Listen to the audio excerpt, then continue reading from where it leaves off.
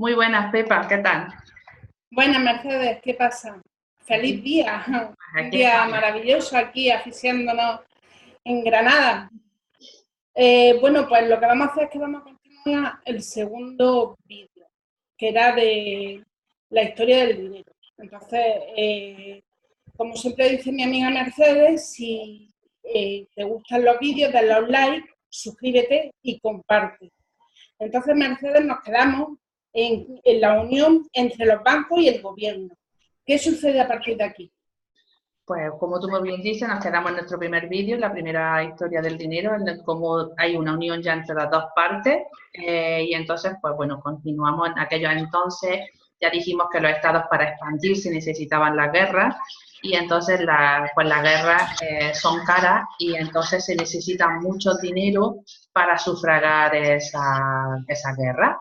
Entonces, ¿qué hace el gobierno? Pues el gobierno para recaudar, porque con los impuestos no es suficiente, entonces el gobierno lo que hace es que crea los bonos de gobierno para recoger dinero, para recaudar dinero.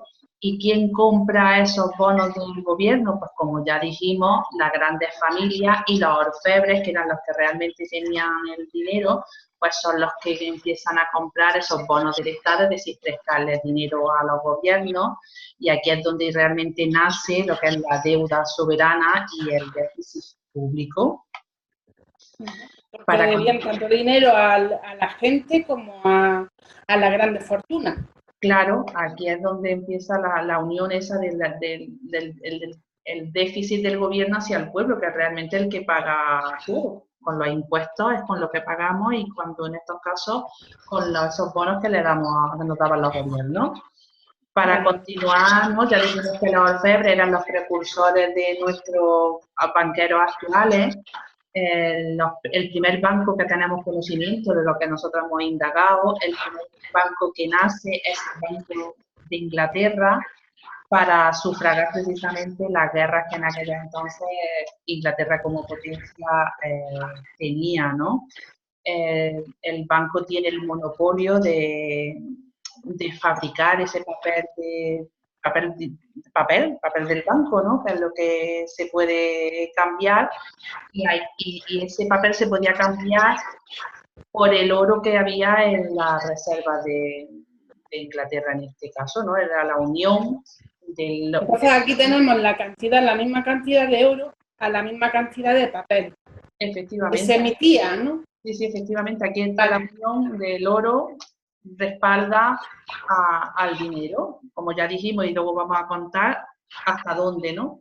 Pero desde aquí seguimos con la unión, tanto oro tiene un país, tanto dinero puede emitir. Perfecto, perfecto. Entonces, aquí es donde nace, ¿no? Realmente en este proceso de guerra y de dinero prestado por los bancos, donde nace la deuda del Estado y la deuda pública que todos conocemos.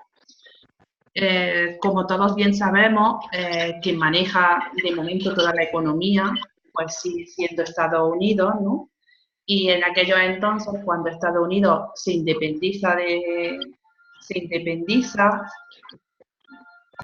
entonces cuando, como decía, Estados Unidos se independiza, lo primero que hace es darle el poder de crear dinero, se lo da al Congreso, que es el primero que puede crear ese dinero de Estados Unidos, respaldado por el oro que Estados Unidos tiene como reserva, ¿no? Ahí es donde está ¿no? el respaldo de Estados Unidos con el oro. La Reserva Federal nace en el 1913, que es el banco privado, que ya dijimos, es una entidad privada, que es la que realmente guarda el oro de Estados Unidos, ligando el oro al dólar. Eso hasta ahí tenemos claro Ahí tenemos claro. que el oro respalda al dólar.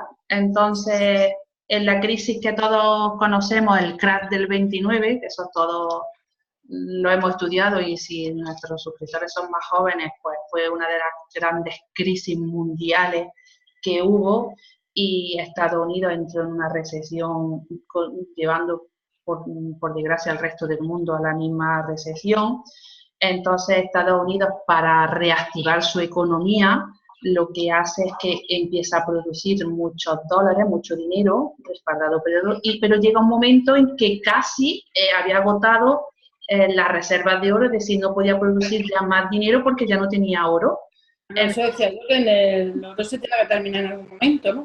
Claro, entonces uno de los lumbreras de aquellos entonces, uno de los presidentes de Estados Unidos, pues sacó una ley, promulgó una ley diciéndole a la gente de Estados Unidos, los obligaba a vender su oro a la Reserva Federal y si no se lo vendía, podía ir hasta la cárcel. Es decir, que, claro, que necesitaban oro para seguir produciendo dinero, pero los bancos pues son muy inteligentes y la Reserva Federal se dio cuenta de que los países extranjeros, pues la mayoría, bueno, en este caso Europa, les pagaba más oro por los dólares que los mismos estadounidenses. Entonces, ¿qué hace la Reserva Federal? Pues vende dólares fuera de Estados Unidos al resto del mundo. Así es como el dólar se empieza a expandir como moneda por todo el mundo. Perfecto. ¿Qué te puedo decir? Es que es tan apasionante esto que es que te quedas un poco perpleja, ¿no? Viendo cómo, ¿no?, una entidad privada puede jugar con el resto del mundo, ¿no? Claro, estamos todos, ¿qué diría? Todos dependemos de esa entidad. Claro, Realmente. claro, la economía sigue Nos basando. basamos en todo lo que hacen Estados Unidos, con lo cual la historia es muy bonita, porque ahí Pues, nos damos cuenta de dónde viene todo. pues sí, y además por eso te digo que aquí es cuando, en estas épocas donde se dan cuenta de que Estados Unidos, pues claro, después de vender tantos dólares fuera, pues tiene más de la mitad de la producción de oro que hay en todo el mundo, la tiene Estados Unidos. Él tiene más de la mitad, de así que imagínate la riqueza que tenía en aquellos entonces Estados Unidos. ¿Y qué ocurre? Pues que el resto de países, al haber vendido su oro, ya no tenían oro y necesitaban producir dinero, pues por primera vez se empieza a producir más dinero que oro tienen el resto de su gobierno, es decir, cualquier gobierno que no sea Estados Unidos empieza a producir más dinero y ya no está en relación con el oro porque lo tiene Estados Unidos. ¿Y ahora qué pasa ahí? Porque claro, Claro, el resto de países, en el resto de países, como ya dijimos, pues se da cuenta, ¿no? Los europeos nos damos cuenta de que tenemos muchos dólares, pero poco oro. Y nuestra moneda no la podemos nosotros fabricar porque la estamos devaluando, porque al ya no tener, estar respaldada por el oro, pues ya la estamos devaluando. Entonces, ¿qué piensan? Pues en devolverle los dólares a los americanos, a reclamar su oro a cambio de los dólares. que Y no aquí, les sentaría muy bien, ¿no? Me no, imagino. pues si te acuerdas, ¿no? En nuestro primer vídeo, cuando hablábamos de la centralización, ¿no? Dijimos ya que Nixon, cuando se dio cuenta, se preocupó de que si todos los países extranjeros reclamaban, devolvían los dólares a cambio del oro, pues prácticamente Estados Unidos se arruinaría porque nos tendría que devolver, pagar con el oro y se quedaría ellos sin oro.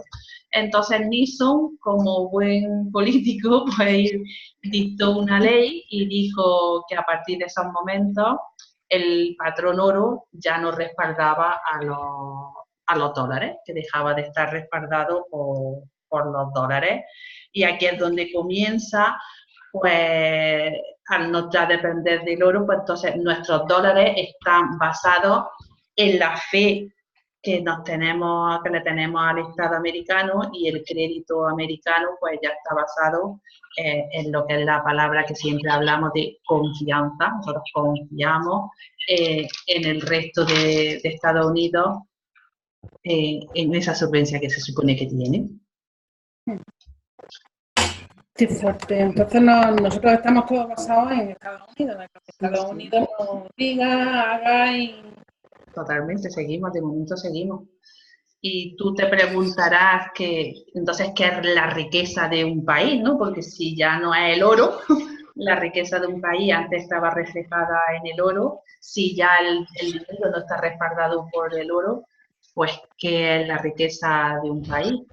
Aquí la expresión que a mí, bueno, asusta un poco, pero que en la realidad es que realmente es un gran agujero de dinero que le debemos al resto del mundo y que jamás vamos a pagar. Jamás. La verdad es que no me extraña lo mismo. Y para que nuestros suscriptores vean pues toda esta información, de que vean que no es algo que no esté, todo está respaldado, pues nos vamos a dejar en la caja de descripción, dejaremos aquí abajo o arriba, no sé dónde saldrá, un enlace, ¿no?, de una página para que vean a tiempo real la deuda que se está generando en milésimas de segundo, cómo esa deuda mundial va aumentando. Ya te digo, milésimas de segundo, yo no sé ya la palabra más pequeña que pueda haber, porque es que eso es continuo, ¿no? El reloj ese de deuda pública. Además, claro, es lo que tú decías antes, que es un dinero, se debe tantísimo dinero que jamás se va a pagar, y aparte que es un dinero inexistente, no existe realmente. Totalmente. Y como anécdota, para que nos hagamos una idea del alcance de la deuda mundial que hay, en los datos que hay, dice que Estados Unidos paga al año de intereses a sus acreedores, es decir, a la gente que le debe, más de 400.000 millones anuales en intereses. Te puedes imaginar la deuda tan enorme que hay para pagar esa cantidad de intereses anuales, ¿no? Yo que me estás dejando perpleja, vamos, estoy fuera de sí, no me lo puedo ni creer. Bueno, no me lo puedo creer. Pues tú imagínate si es Estados Unidos lo que son los demás países. Cuando vean esa página, cuando nuestros suscriptores vean esa página, la verdad es que es un poco ver cómo va creciendo y que eso no, es increíble. Aumenta sin parar. Por eso es que cuando un gobierno gasta más de lo que ingresa, pues ¿qué hace?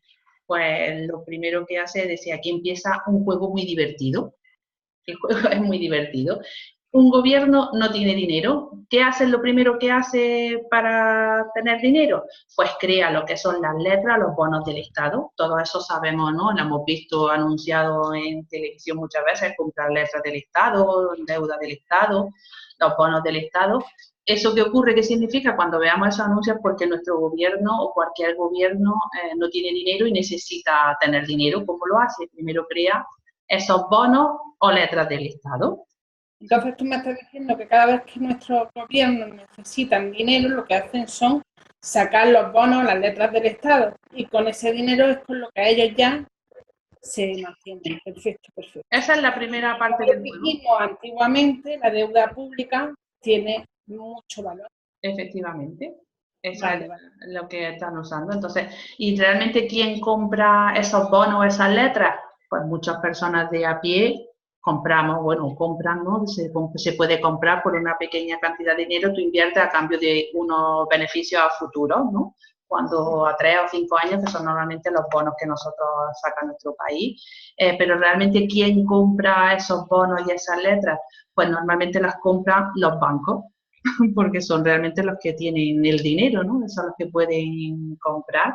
Y a su vez, ¿qué hacen los bancos? Pues en este caso, en Estados Unidos se los venden a la Reserva Federal a cambio de unos intereses. Es un circo. Así es como empieza la máquina mágica del dinero. Bonos, bancos, Reserva Federal. Bonos, banco, Reserva Federal. Así eso es. Vamos, que ellos mismos son los que los crean, los que los venden, que se los venden a ellos mismos, los vuelven a crear. Totalmente. Así que para continuarnos la historia de todo esto, pues para situarnos, la Reserva Federal, que es la que maneja la economía en Estados Unidos, es el Banco Central de Estados Unidos, pero ese banco realmente no tiene dinero. Ya hablábamos que eran todos apuntes contables, 0 y 1, y ese banco no tiene nada de dinero, ¿no? Ya dijimos que era pues una entidad privada, el que marca el tipo de interés que todos pagamos. Es decir, que los bancos centrales, para centrarnos un poco, para la redundancia, los bancos centrales crean dinero nuevo estratégicamente y además muy lentamente. Porque claro, ese dinero nuevo que van creando, ¿cómo nos pueden afectar a los ciudadanos? Pues por eso es lo que te digo, que lo crean muy lentamente, porque si no colapsan la economía. Tú imagínate que de buena primera inyectaran a la economía miles y millones de dinero, eso colapsaría la economía, porque hay demás, ¿no? Hay demasiada oferta, ¿no? Dinero. Claro, habría mucho dinero y entonces eso colapsaría la economía. Entonces lo van introduciendo lentamente y eso ¿cómo se refleja en nosotros? Pues que anualmente hay una inflación de un 2%, ¿no? Cuando el gobierno dice la inflación, un 2%, y es porque han inyectado dinero muy poco a poco. ¿Eso qué equivale? Que con esa devaluación que hacemos, pues que un dólar cuando nace vale un dólar, pero al año siguiente con esa inflación del 2%, pues ya vale 98 centavos. Y así, un año a otro, cada vez un 2% menos, pues desde que la Reserva Federal se hace, digamos, el responsable o empieza a controlar los dólares, pues desde que ya dijimos que era en 1913, pues desde entonces al día de hoy, un dólar se ha devaluado un 96%. Entonces, un dólar hoy en día, ¿cuánto vale? Pues sí, vale, realmente el valor que tiene es como si fueran 4 centavos. Entonces, claro, eso también da pie, como por ejemplo, antiguamente, con un dólar, tú podías comprar 16 hogazas de pan. Mientras que hoy en día, con el mismo dólar, no llega a comprar prácticamente una. Eso es lo que nos estamos refiriendo. No es que sean los precios que sean más caros, como mucha gente piensa, es que cada vez los precios son más caros. No, es que el dinero cada vez tiene menos valor. Efectivamente. Efectivamente. Esa quiere decir que, porque hay que distinguir lo que es los impuestos por los ingresos que nosotros pagamos anualmente, hacemos nuestra declaración de la renta, cuando tienes un ingreso tú pagas el impuesto una vez, pero sobre nuestro patrimonio, es decir, aquella persona que tiene bienes, ya sea dinero, ya sea casa, es decir, lo que es su patrimonio, tú pagas anualmente ese 2% año tras año, por lo que tanto... Quiere decir que nuestro patrimonio, como tú bien dices, si yo tengo una casa, la casa de mi madre, todos los años estoy pagando por esa casa un 2%. Es la misma casa, pero la pago todos los años. Todos los años. Por eso tu patrimonio cada vez tiene menos valor. Que no es que si voy aumentando mi patrimonio pague de esa parte proporcional, no, sino que pago de nuevo de todo mi patrimonio. Efectivamente.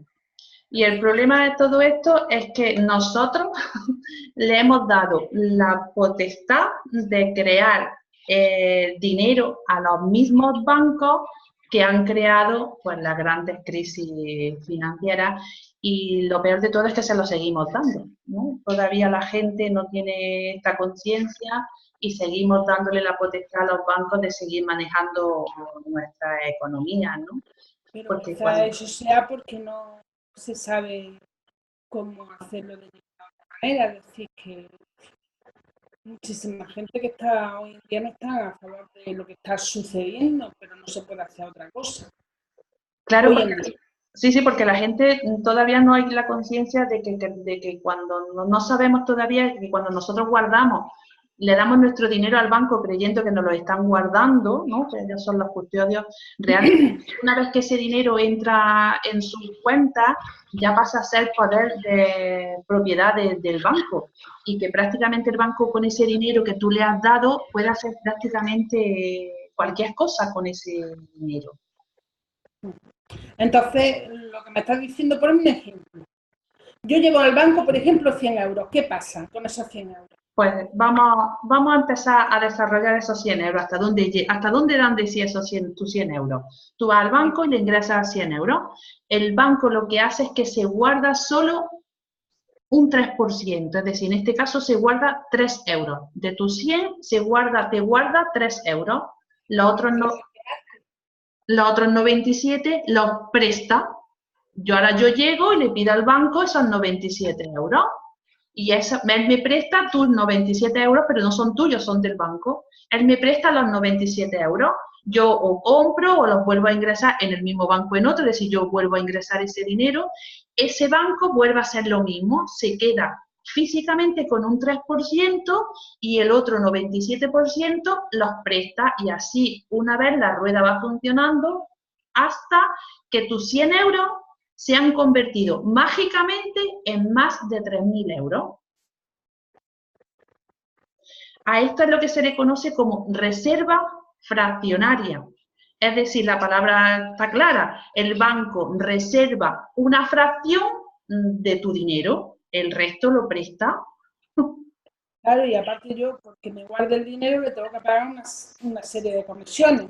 Efectivamente, Me exacto. guarde mis 100 euros, que luego se va a convertir en 3.000 euros más las comisiones que cada uno de nosotros tenemos que ir pagando. Claro, pero tú imagínate que es que se ha creado de 100 euros más de 3.000 euros, es decir, ese dinero no hay nada entre medias. Es que es mágico, ¿no? Es como se crea, pues es que es una máquina mágica de crear dinero. Es decir, que el tema ya de los bancos yo creo que ya no vamos a seguir dándole más porque creo que ya se ha quedado muy claro cómo funciona Claro. y tal. Sí, Bueno, pues luego siguen formando parte de todo el proceso este de la historia del dinero, porque si seguimos evolucionando con el dinero, ya hemos pasado desde el trueque, ya hemos llegado a los bancos, y ahora pues empezamos en una era donde empiezan las famosas tarjetas, ¿no? Tarjetas de crédito, tarjetas de débito. ¿Tú sabes cómo nace la primera tarjeta de crédito? No tengo ni idea de cómo nace la tarjeta de crédito, lo que sé que la utilizo un montón, pero no tengo ni idea de cómo sugiere. No lo sé. Pues yo te voy a contar lo que yo he estado investigando y además es una historia muy, muy graciosa y muy curiosa. Las primeras tarjetas que nacen no son ni de crédito ni de débito, sino que simplemente eran una gran corporación, pues a sus clientes VIP que tienen solvencia económica, pues los premia pues con unas tarjetas a cambio de beneficios, de descuentos, de dejar pagar a después, ¿no? Porque como eran clientes VIP, tenían esa solvencia y esa corporación confiaba en esos clientes. Varias corporaciones, varios establecimientos empiezan a hacer eso. Hoy en día seguimos teniéndolo como forma de puntos, de descuentos, pero las primeras de aquellos entonces nacen así. Y bueno, pues como siempre en esta vida, por suerte hay personas de buena fe, pues una persona empieza a prestar sus tarjetas de distintos establecimientos y las distintas personas le hacen una bola tan enorme de deuda que el pobre no sabe cómo solventar eso. Un americano, McNamara, pues que era un poco el gestor de todo esto, pues se reúne con un abogado y con otra persona en un restaurante y comen, y cuando va a pagar se da cuenta pues que se ha olvidado el dinero efectivo, porque en aquella entonces no había otra cosa, el dinero efectivo para pagar en la casa. Avisa a la mujer le solventa el problema, pero él se siente tan avergonzado de pensar que no había podido pagar, que se le ocurre unir esas tarjetas con esa situación que a él le estaba ocurriendo, y entonces crea lo que es una tarjeta donde él firmaba en el reverso la cantidad de la comida de esos momentos. Como era una persona de reconocido prestigio, pues el restaurante, digamos, acepta esa forma, ese papelito como forma de pago. Esa persona luego va al establecimiento de esta persona a cobrarle, y así es como nace, por eso las primeras de esas se llaman Dinner Club, ¿no? Es un club para cenar senadores, ¿no? No de senadores de políticos, sino senadores, ¿no? Para cenar. Y empiezan, los primeros que aceptan estas tarjetas son los restaurantes, ¿no? Entonces ahí es donde empieza a propagarse el uso de este tipo de tarjetas de crédito. Y como cosa otra vez curiosa, ¿quién interviene otra vez en esto? ¿Quién se da cuenta de lo jugoso que es todo esto? ¿Tú crees que nuestros suscriptores lo sabrán? Es que es gracioso porque aquí vuelven a aparecer nuestros amigos los bancos, ¿no? Pues se dan cuenta efectivamente de que hay dinero, hay intereses de por medio y ellos pues quieren parte de esa tajada, que me parece muy lícito, como establecimientos privados que son, pues que quieran como normal, un negocio, ¿no? Tienen que tener beneficio y por lo tanto tienen que intervenir, pero claro, ellos ya se dan cuenta de que si ellos crean esas tarjetas uniendo al usuario y al establecimiento les cobra al usuario y al establecimiento, y ellos siguen ya estando en medio. Volvemos al punto central de nuestro banco, si tú quieres una cosa y le cobra a uno y a otro, y él sigue cobrando. Te digo que sigo, no nos metemos con ellos, eso es muy lícito, es una empresa y por lo tanto tiene que cobrar, pero llega un momento en que son tan abusivos que bueno. Así es como nacen realmente las tarjetas de crédito y cómo los bancos empiezan La a... verdad que es curioso, porque yo no tenía ni idea de eso, no lo sabía. Pues aquí en España llegan, las primeras tarjetas llegan en los años 70 y lo que pasa como algo novedoso pues empieza a costar, pero a día de hoy más del 70% de los españoles usamos tarjeta. Y como anécdota te diré que somos el segundo país de Europa con más tarjetas de crédito en uso. Ahí te lo dejo, ahí lo La dejamos. verdad es que somos muy adelantados para muchas cosas, ¿eh? Pues la verdad es que sí. Hay que usamos más la tarjeta de crédito, aunque por un lado sea bueno, pero por otro lado es algo que es muy novedoso porque 50 años no significa prácticamente nada y que seamos el segundo país que más tarjetas de crédito utilizamos, me parece que somos más adelantados de lo que nosotros creemos que somos. Sí, como todo al principio, todo cuesta. Estamos más a la vanguardia de lo que pensamos.